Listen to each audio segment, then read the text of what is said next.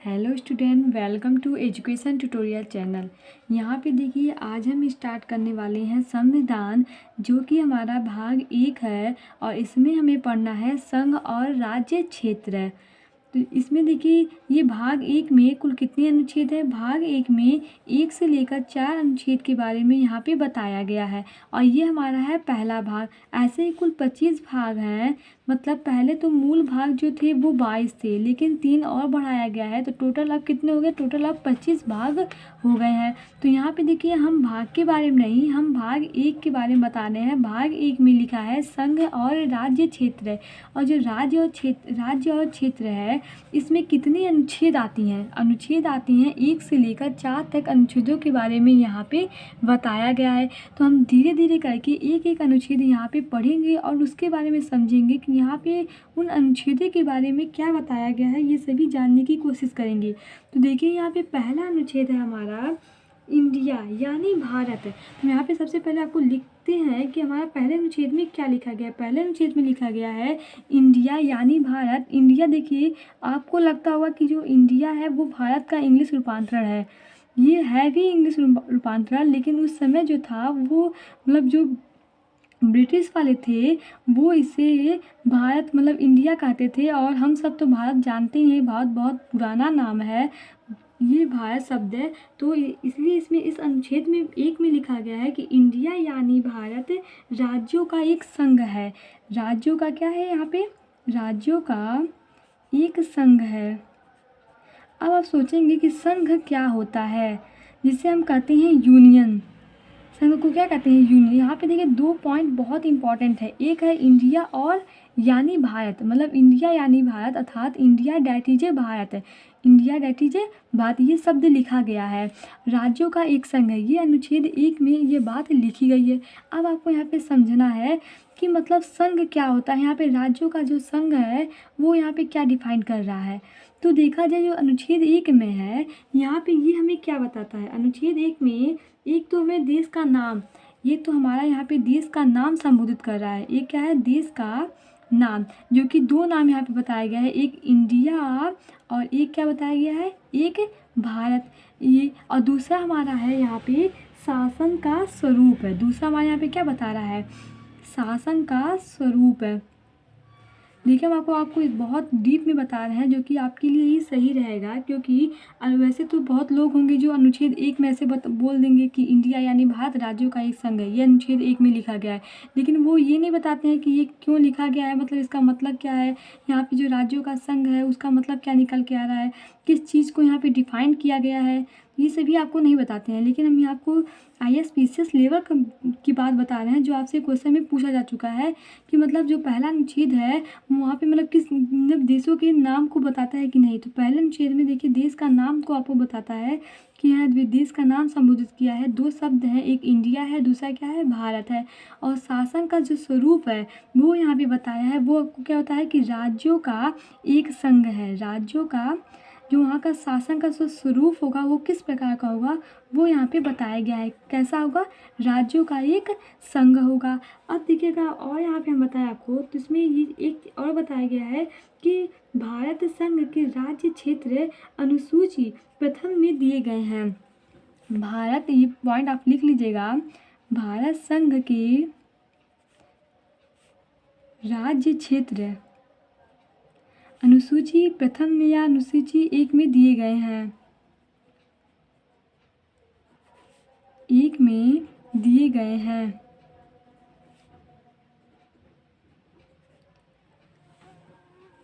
और यहाँ पे देखिए क्या था। अब देखिए, यहाँ पे जो राज्य क्षेत्र है इसमें 3 बातें आपको ध्यान रखनी होगी। एक है हमारा यहाँ पे राज्य, जिसे हम कहते हैं स्टेट। आप तो जानते होंगे, अगर हम आपसे पूछे कि स्टेट के बारे में आप क्या जानते हैं, राज्य, तो आप कहेंगे कि हमारे यहाँ कुल कितने राज्य हैं।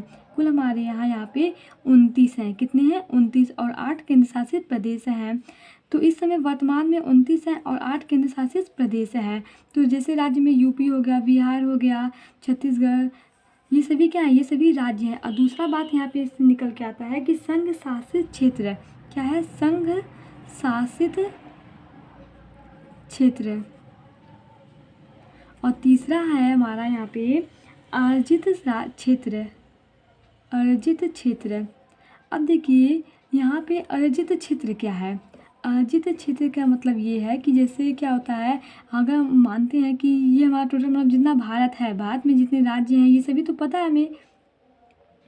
जैसे आपको यहाँ पे हम बता दें अगर, तो ये ऐसे करके जो भी हमारा यहाँ पे हो, ये जो भी ये हमारा टोटल यहाँ पे तो है ही। तो अर्जित मतलब जैसे हम जो दूसरों से लेते हैं, जैसे कोई राज्य हो वो अपने में सम्मिलित कर लें, तो यहाँ पे ये बात बताई गई है,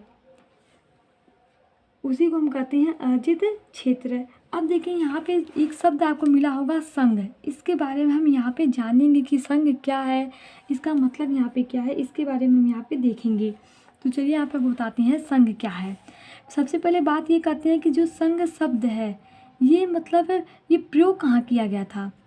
मतलब प्रयोग की बात यह है कि जो भारत है वो कैसे, मतलब जो संघ शब्द है वो किन देशों से लिया गया है, ये हम आप यहाँ पे जानने की कोशिश करेंगे। अगर हम बात करते हैं अमेरिका की, कहाँ की बात करें, अमेरिका में, तो अमेरिका में देखिए क्या है, ये एक संघ है। मतलब यहाँ पे ये क्या है, एक संघ है, और ये ऐसे कई राज्य हैं। तो अमेरिका में क्या है कि राज्यों के पास शक्ति है, राज्यों के पास शक्ति है, जो थोड़ी थोड़ी शक्तियाँ ये क्या करती हैं, केंद्र संघ को दिए हुए हैं। मतलब आप समझने की कोशिश कीजिए, अमेरिका में क्या है, अमेरिका में राज्यों के पास शक्ति थी, राज्यों के पास क्या थी, शक्ति थी, और ये थोड़ी थोड़ी शक्तियाँ संघ को दिए गए हैं। मतलब इसमें देखा जाए तो इसमें राज्य के पास सबसे अधिक शक्ति है। मतलब राज्य इसमें क्या है, प्रभावित है, प्रांतों को सातवें मतलब अधिक शक्ति है प्रांतों में यहाँ पे, और संघ की क्या है, शक्ति यहाँ पे कम है। अगर हम बात करते हैं कनाडा की, कहाँ की बात करते हैं, कनाडा की, तो कनाडा में देखिए क्या है, सेम इसका विपरीत है। कनाडा में है संघ, जो है संघ है, यहाँ पे संघ के पास बहुत अधिक, संघ के पास शक्तियाँ हैं, और जो संघ है वो राज्यों को थोड़ा थोड़ा शक्तियाँ मतलब बांटा हुआ है।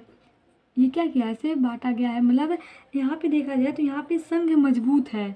यहाँ पर अगर हम कनाडा की बात करें तो कनाडा में क्या है, कनाडा में यहाँ पे संघ मजबूत है। जबकि हम बात करें अमेरिका में तो यहाँ पे राज्य मजबूत है। कौन मजबूत है, राज्य मजबूत है। तो भारत, आप सोचेंगे कि मतलब भारत यहाँ पे क्या संबंधित करा, भारत कैसे लिया, भारत का क्या है कि संघ मजबूत है या राज्य मजबूत है। तो देखा जाए जो भारत है वो इनका भर नहीं लिया, भारत इन दोनों का ले लिया।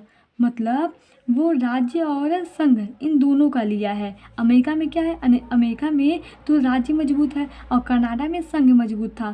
तब भारत सोचा कि हम क्या करें, अब तो भारत क्या किया, इन दोनों का आधा आधा ले लिया है। मतलब कहने का मतलब है जो राज्यों का एक संघ है, भारत में क्या हुआ, राज्यों का एक संघ। देखिए इसे दो रूपों में हम यहाँ पे डिफाइन कर सकती हैं। एक तो हमारा है कि यह संघ किसी समझौते का परिणाम नहीं है। एक क्या है कि यह जो संघ है किसी समझौते का परिणाम नहीं है, किसी समझौते का परिणाम नहीं है। और दूसरा है इसमें राज्यों को पृथक होने का अधिकार नहीं है। दूसरा इसमें क्या है कि इसमें राज्यों को पृथक होने का अधिकार नहीं है। अब इसे आप ध्यान से समझिए, इसका कहने का मतलब क्या है, अधिकार नहीं है। देखिए राज्यों का संघ, इसका मतलब ये है, ये भारत की बात कर रहे हैं हम, कि उसमें मतलब दो परिणाम इसका निकल के आता है कि पहला है कि संघ किसी समझौते का परिणाम नहीं है। ये नहीं कि संघ ही यहाँ पे सर्वोपरि है, ये भी नहीं कहा गया। जैसे अमेरिका में क्या था यहाँ पे, अरे सॉरी कनाडा में क्या था कि यहाँ पे संघ सर्वोपरि था, संघ मजबूत था। तो भारत में क्या है, भारत में ऐसा नहीं है कि संघ ही सर्वोपरि है, संघ ही सभी समझौते का परिणाम है, ये नहीं है। भारत में क्या है, संघ को ही नहीं सभी शक्तियाँ दी गई हैं। और दूसरा इसमें पॉइंट निकल के आता है कि इसमें राज्यों का पृथक होने का अधिकार नहीं है, और इसमें ये भी अधिकार नहीं है कि कोई भी राज्य पृथक हो जाए, मतलब हमसे अलग होकर कोई भी देश बनाए, इसका ये भी मतलब नहीं है। तो देखा जाए तो दोनों को मिला के ये बात कही गई है। आपको समझ में आया होगा कि यहाँ पे कहने का जो राज्य का एक संघ है, इसका मतलब आपको यहाँ पे समझ में आ गया होगा। और दूसरी बात है इंडिया और भारत। तो ये हमारा यहाँ पे पहला अनुच्छेद था। अब हम बात करते हैं दूसरा अनुच्छेद। दूसरा अनुच्छेद देखिए क्या कहता है, अनुच्छेद दूसरा। अब दूसरे अनुच्छेद में क्या लिखा गया है? दूसरे अनुच्छेद में लिखा गया है कि संसद विधि बनाकर नए राज्यों का प्रवेश तथा स्थापना कर सकती है। दूसरे राज्य में क्या लिखा है? दूसरे अनुच्छेद में लिखा गया है कि संसद विधि बनाकर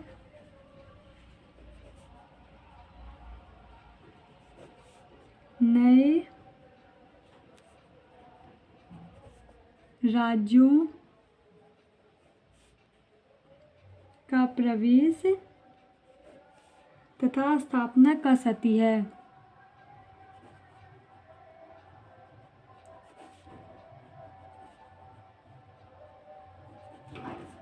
अब देखिए यहाँ पे इसका मतलब क्या है। ये तो हमारा यहाँ पे पहला अनुच्छेद था जो आपको समझ में अच्छी तरीके से आया होगा।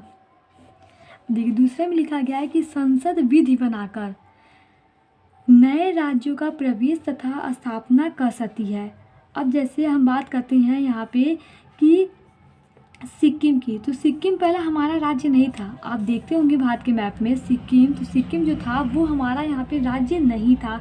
उसको हम यहाँ पे जोड़ा गया है, मतलब सिक्किम को उसको हम क्या किया, अपने देश में एक राज्य बना के इसको जोड़े हैं। तो वही यहाँ पे कहा है कि संसद, इसमें लिखा है कि संसद विधि बनाकर नए राज्यों का प्रवेश तथा स्थापना कर सकती है। कोई भी नया राज्य का प्रवेश करा सकती है और क्या करती है, स्थापना। ये 2 पॉइंट बहुत इम्पॉर्टेंट है। एक तो है प्रवेश करा के उसकी स्थापना कर सकती है, नए राज्यों का प्रवेश है। अब देखिए नए राज्य मतलब आपको जैसे एग्जाम्पल बता दें, सिक्किम हुआ, पहले गोवा अंग्रेजों के अधीन में था, ब्रिटिश के, तो फिर उसे अलग करके किया गया। गोवा हुआ, दमन द्वीप हुआ, ये सभी क्या है, ये सभी नए राज्य थे जिन्हें अपने ही मतलब राज्य में इसको क्या किया गया है, इसको अपने राज्य में मतलब शामिल किया गया है अपने देश में। जैसे हम बात करते हैं जैसे अंडमान निकोबार, आप जानते हैं कि नहीं? तो जानते होंगे इसके बारे में कि किन शासित प्रदेश है।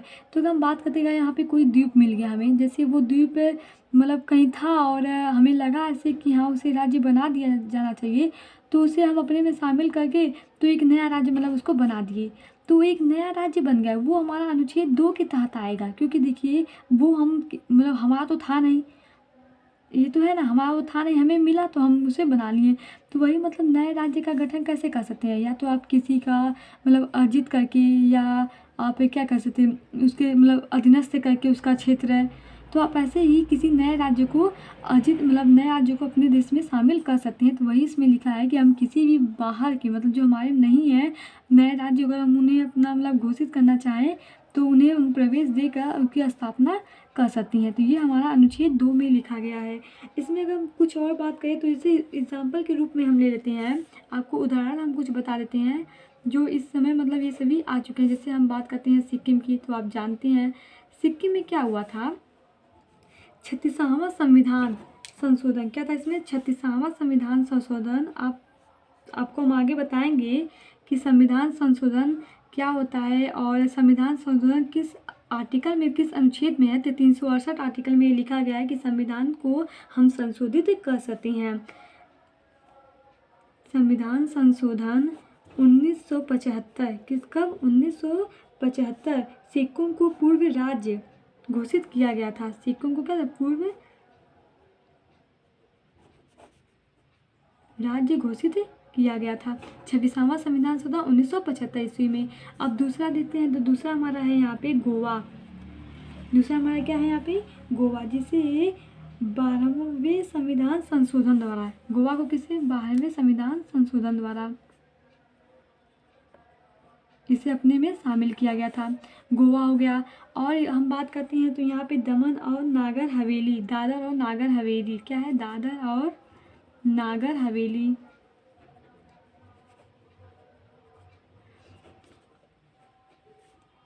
दमन द्वीप है, दमन द्वीप और पांडिचेरी। ये सभी क्या है? ये सभी नए राज्य थे जिन्हें अपने में सम्मिलित किया गया है। तो यहाँ पे ये क्या हो? अनुच्छेद 2 है। आपको समझ में आएगा अनुच्छेद 2 में क्या है। अनुच्छेद 2 में लिखा गया है कि संसद विधि बनाकर नए राज्यों का प्रवेश तथा स्थापना कर सकती है। ये अनुच्छेद 2 में लिखा गया है। और अनुच्छेद 1 में क्या लिखा गया था? अनुच्छेद 1 में लिखा गया था कि इंडिया यानी भारत राज्यों का एक संघ है। ये अनुच्छेद 1 में लिखा गया था। अब हम बात करते हैं तीसरा अनुच्छेद हमारा क्या है। तीसरा अनुच्छेद है यहाँ पे दूसरे में लिखा गया है कि संसद विधि बनाकर भारत संघ के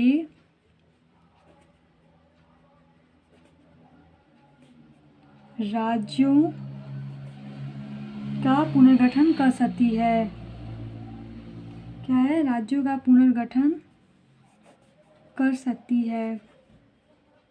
ये हमारा लिखा गया है अनुच्छेद 3 में कि संसद विधि बनाकर, क्या है कि संसद विधि बनाकर भारत संघ के राज्यों का पुनर्गठन कर सकती है। अब देखिए जो अनुच्छेद दूसरा और तीसरा में अंतर बस यही है कि संसद ही गठन करेगी, लेकिन इसमें अंतर ये है कि नए राज्यों का प्रवेश और तथा स्थापना कर सकती है।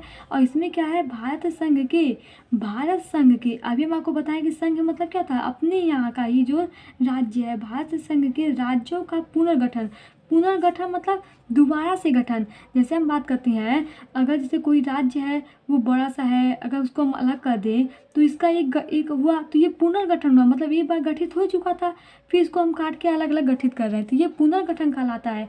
जबकि नया राज्य मतलब कोई नया राज्य, जैसे सिक्किम हुआ, आपको बताया भी है। और इसमें हम आपको बता दें जैसे बिहार से झारखंड अलग हुआ था, तो झारखंड जो अलग हुआ था किस अनुच्छेद के तहत उसको अलग किया गया था? तो अनुच्छेद 3 बोलेंगे कि अनुच्छेद 3 के तहत मतलब बिहार से झारखंड को हम अलग किए थे। उत्तर प्रदेश की बात करें, उत्तर प्रदेश से उत्तराखंड अलग हुआ था। ये यहाँ है, ये सभी हमारे जो है अनुच्छेद 3 के तहत भारत संघ के राज्यों का पुनर्गठन किया गया है। अब देखिए इसमें 5 बात जो है आपको ध्यान में रखकर इसका हम गठन कर सकते हैं। हम आपको पहले यहाँ पे 5 पॉइंट लिखते हैं। पहला देखिए पॉइंट ये है कि नए राज्यों का निर्माण क्या कर सकते हैं हम? नए राज्यों का निर्माण। तो अभी हम आपको बताएं, जैसे हम भारत में ही कोई राज्य हो, वो मतलब बड़ा हो या कुछ भी, अगर उसको विभाजित करना चाहें, अलग अलग बांटना चाहें, या उसमें से ही कोई नया राज्य बनाना चाहें तो उसे हम बना सकते हैं। तो हमें पहला लिखा है कि नए राज्यों का निर्माण कर सकते हैं। दूसरा पॉइंट है हमारा कि राज्यों के क्षेत्र में कमी। क्या लिख सकते हैं यहाँ पे? राज्यों के क्षेत्र में कमी। अब देखिए जैसे अगर कोई इतना बड़ा सा राज्य है तो बहुत बड़ा देश हम अलग कर सकते, तो ऐसे करते अर्थात देखिए ये पहले इतना था, अब इसके क्षेत्र में हम कमी कर रहे हैं कि नहीं कर रहे हैं, तो इस तरीके से भी हम उसे अलग कर सकते हैं। तो देखिए नए राज्यों का निर्माण। दूसरा है राज्यों के क्षेत्र में कमी करके अलग कर सकते हैं। और तीसरा हमारा है राज्यों के क्षेत्र में वृद्धि। राज्यों के क्षेत्र में वृद्धि, अगर हम कमी कर सकते हैं तो वृद्धि भी कर सकते हैं, अगर हम कमी कर रहे हैं तो वृद्धि भी तो कर सकते हैं। ये भी हमारा क्या है? अब चौथा है हमारा राज्यों की सीमाओं में परिवर्तन। जब क्षेत्रफल में वृद्धि या कमी करेंगे तो उसके राज्यों की सीमा में परिवर्तन होगा कि नहीं होगा? सीमाओं में परिवर्तन। और 5वां पॉइंट हमारा यहाँ पे है राज्यों के नाम में परिवर्तन, और उसके नाम भी हम बदल सकते हैं। जैसे आप जानेंगे असम का जो है उसका नाम हो गया ओसम, तो ये परिवर्तन किसके तहत किया गया है? ये अनुच्छेद 3 के द्वारा ही किया गया है, राज्यों के नाम में परिवर्तन। आप कुछ भी कर सकते हैं नाम में परिवर्तन, लेकिन बस क्या होगा? अपने यहाँ का, मतलब जो राज्य हम चाहें तो उसे उसके नाम में बदल सकते हैं। जैसे अगर हम चाहें कि जो इससे इलाहाबाद था उसका नाम बदल के प्रयागराज, तो ये सभी हम कर सकते हैं। ये क्या है? ये इसमें लिखा गया अनुच्छेद 3 में कि संसद विधि बनाकर भारत संघ के राज्यों का पुनर्गठन कर सकता है। पुनर्गठन में मतलब आप इतना समझिएगा कि इसमें क्या होता है? नए राज्यों का निर्माण कर सकते हैं, राज्यों के क्षेत्र में कमी कर सकते हैं, कमी करेंगे तो वृद्धि कर ही सकते हैं, और जब वृद्धि या कमी होगा तो सीमाओं में परिवर्तन होगा उसके, और राज्य के नाम में जब परिवर्तन सब कुछ कर ही रहे हैं तो नाम में भी क्या कर सकते हैं? हम परिवर्तन कर सकते हैं। तो ये इसमें बात कही गई है। और अगर इसमें बात किया जाए तो देखिए 5वां संविधान संशोधन 1955 में क्या हुआ था कि राष्ट्रपति की पूर्व अनुमति, जैसे इसमें यह बात कही गई थी। लेकिन ऐसे क्या हुआ कि मतलब जिससे बहुत लोग थे तो कहने लगे कि हमारा राज्य बहुत बड़ा है, हम इसे अलग कर दीजिए। बहुत लोग की मांग बढ़ती गई, तो मांग बढ़ने से क्या हुआ कि सभी लोग आंदोलन करके अपना कहा था कि मुझे अलग करो, यहाँ से इसे अलग करो। तो सोचा कि मतलब ऐसे तो हो नहीं सकता। और एक आपको हम बताएंगे पुनर्गठन था, उसमें राज्यों का पुनर्गठन में आपको एक और बात बताएंगे। उसमें क्या हुआ था? उसमें भाषा के आधार पे लोग बोल रहे थे कि हमें अलग करने के लिए, भाषा आधार पे। अब सोचिए कि हम भाषा के आधार पे अलग अलग राज्य बनाते जाएं तो हम बहुत सारे राज्य हो जाएंगे, क्योंकि आप जानते हैं कि यहाँ पे कोश मतलब कैसा एक कहावत है कि कोस कोस पे बदले पानी, 20 कोस पे बदले वाणी। तो 20-20 कोस पे अगर वाणी बदल जाती है तो बताइए भाषा के आधार पे हम क्या पुनर्गठन कर, भाषा के आधार पे मतलब कोई राज्य बना सकते हैं? तो है ही नहीं सकता। लेकिन उसमें मांग की गई थी और इसके तहत बनाया भी गया था। कई राज्य आपको बताएंगे कि जैसे आंध्र प्रदेश था, तो इसको भाषा के आधार पे उसका निर्माण किया गया था, मतलब उसको बनाया गया था। तो वैसे ही यहाँ पे क्या हुआ, तो ये बहुत ऐसे मतलब बढ़ता जा रहा था। तो यहाँ पे एक संशोधन हुआ, यहाँ पे क्या होता, संशोधन हुआ। और संशोधन जानते हैं कब हुआ? वो संशोधन हुआ था 5वां संशोधन 1995। कौन सा संशोधन? 5वां संशोधन था 1995 ईस्वी में, 1955 ईस्वी में 5वां संशोधन किया गया था। अब इस संशोधन में क्या लिखा गया है? इस संशोधन में ये लिखा गया है कि राष्ट्रपति की पूर्व अनुमति आवश्यक है। इसमें देखिए कुछ बातें कही गई है। पहला ये मानते हैं कि राष्ट्रपति, आप तो इसके बारे में जानते होंगे, क्योंकि राष्ट्रपति देखिए क्या होता है, ये मतलब हमारे देश का क्या है, प्रथम नागरिक है मतलब। तो राष्ट्रपति की अनुमति होनी चाहिए, मतलब बिना इसके अनुमति के हम कोई भी बिल पारित नहीं कर सकते हैं कि इसका ये नाम कर दे या इसको अलग कर दे। तो राष्ट्रपति की अनुमति उसमें होनी चाहिए। ये बात उसमें संशोधन 5वां संविधान संशोधन के तहत 1955 ईस्वी में ये बात कही गई कि राष्ट्रपति की उसमें क्या होनी चाहिए, अनुमति होनी चाहिए। अनुमति आवश्यक है, होनी ही नहीं चाहिए, अनुमति उसकी आवश्यक है। और फिर दूसरा पॉइंट उसमें कहा गया था कि प्रभावित होने वाले राज्यों की एक तय सीमा में विचार या राय मांगी जाएगी। जैसे अगर हम बताया आपको, प्रभावित होने वाले राज्य मतलब क्या है, इससे जो प्रभावित होंगे। जैसे प्रभावित होने वाले राज्य क्या है, इसमें कहा गया है कि जो प्रभावित होने वाले राज्य हैं,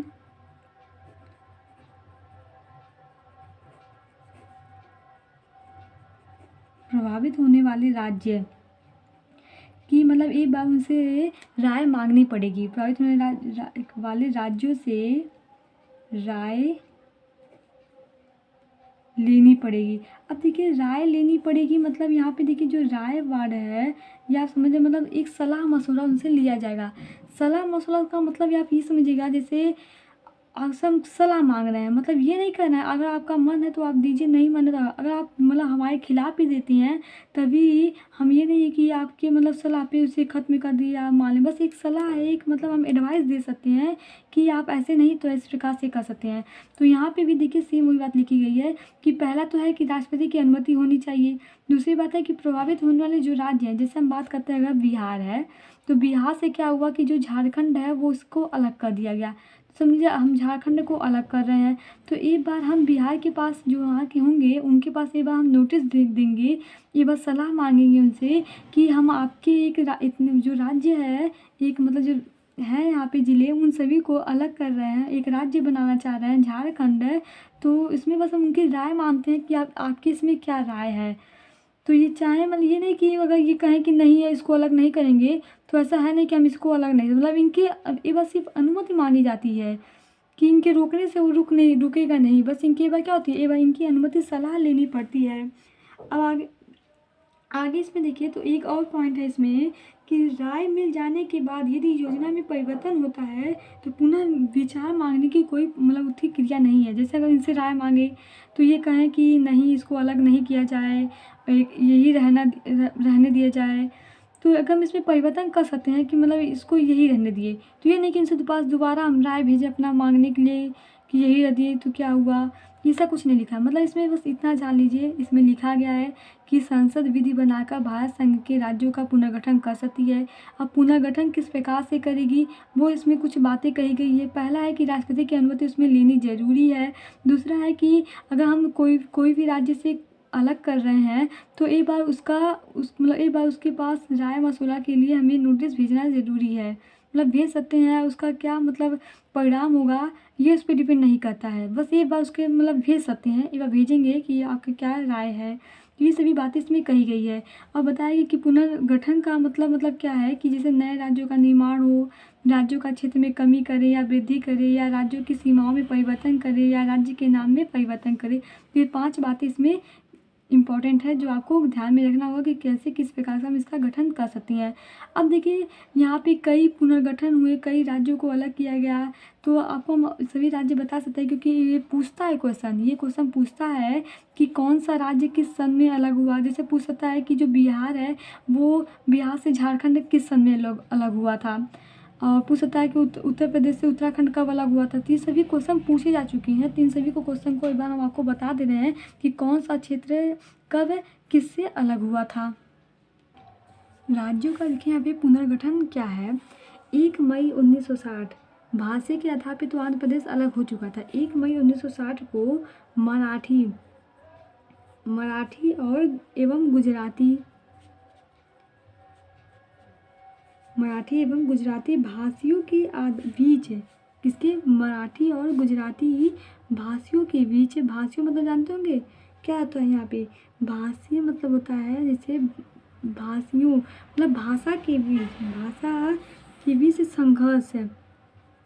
अब देखिए उसमें तो आपको बता दिए कि बहुत संघर्ष हो रहा था कि सब लोग कहते थे कि मुझे अलग कर दीजिए मेरे भाषा के हिसाब पे, ऐसे सब लोग मांग रहे थे, अपनी मांग वहाँ पे प्रस्तुत कर रहे थे। तो अब क्या हुआ, तो उसके लिए हम आपको बताए हैं कि मतलब कैसे राष्ट्रपति को अनुमति चाहिए, राष्ट्रपति से अनुमति मांगनी पड़ेगी, जो राज्य से अलग हो रहा है उस राज्य से एक राय मशवरा होगा। तो ये सभी वहाँ पे कानून सब लागू हुए। तो यहाँ पे देखिए क्या हुआ कि 1 मई 1960 है, मराठी एवं गुजराती भाषियों के बीच संघर्ष के कारण बम्बई राज्य का बंटवारा हो गया। संघर्ष के कारण क्या हुआ, जो बम्बई राज्य है इसका क्या हुआ, बंटवारा हो गया, इसको अलग कर दिया गया। महाराष्ट्र एवं गुजरात, किसको, महाराष्ट्र एवं गुजरात को एक अलग राज्य बना दिया गया। महाराष्ट्र और गुजरात को अलग राज्य घोषित किया गया।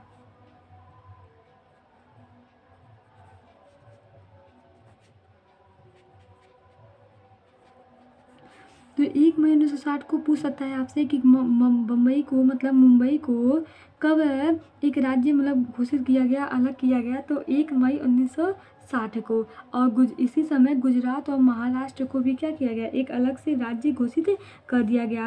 अब देखिए 1 दिसंबर कब, 1 दिसंबर 1966 है, सॉरी 1 दिसंबर नहीं 1 नवंबर है, क्या है यहाँ पे 1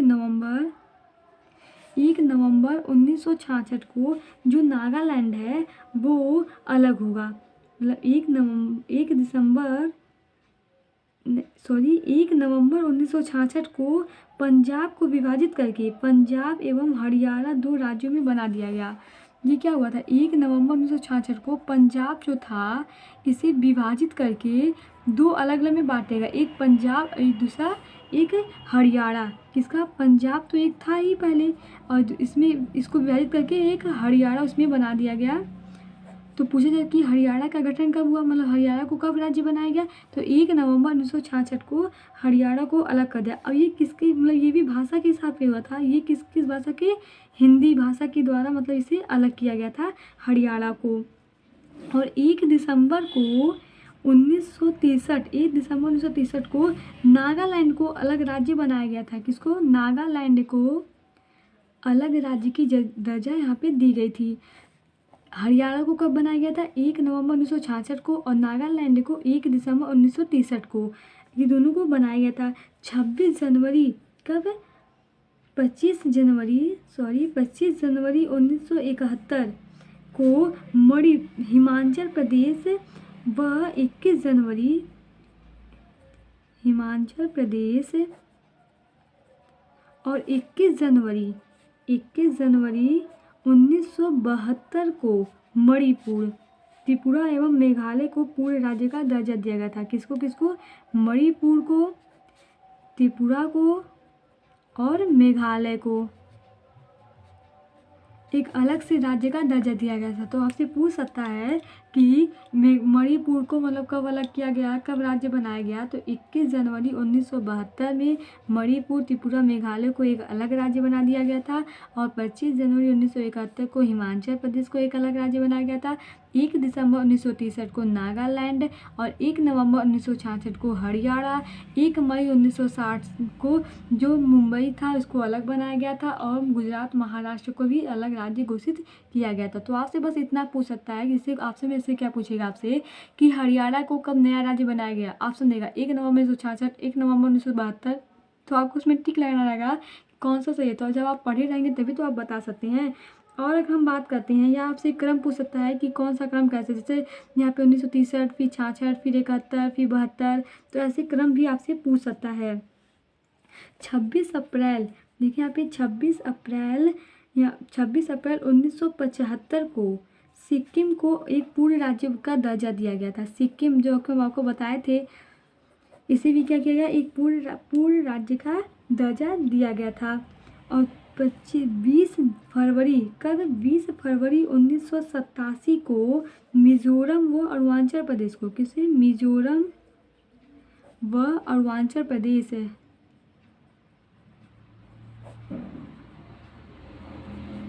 तो अरुणाचल प्रदेश को मतलब क्या कहता है, एक अलग से राज्य घोषित किया गया था। और 30 मई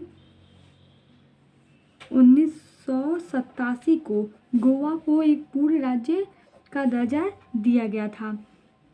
कब दिया गया था, 30 मई 1987 को।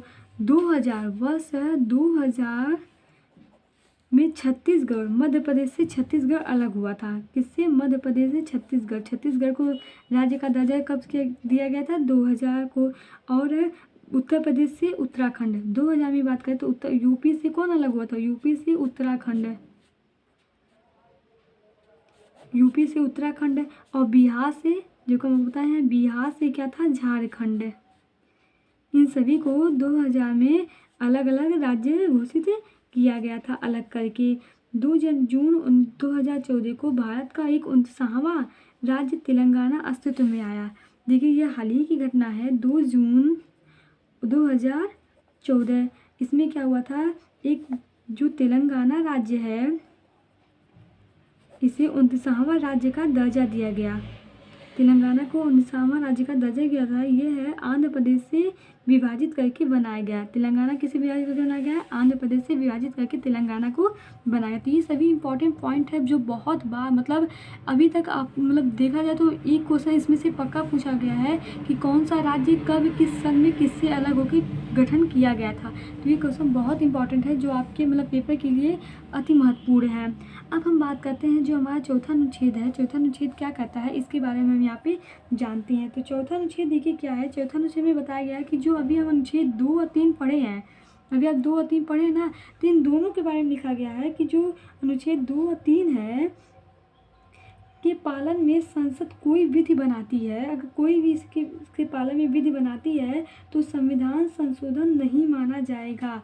मतलब अनुच्छेद 4 में क्या लिखा गया है, यहाँ पे देखिए अनुच्छेद 4 में लिखा गया है कि जब संसद अनुच्छेद 2 और 3 में, अनुच्छेद 3 में हम कोई भी परिवर्तन करें, 3 में हमने मतलब संसद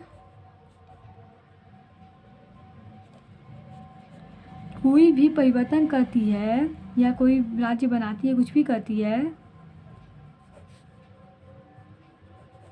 है तो वह संविधान संशोधन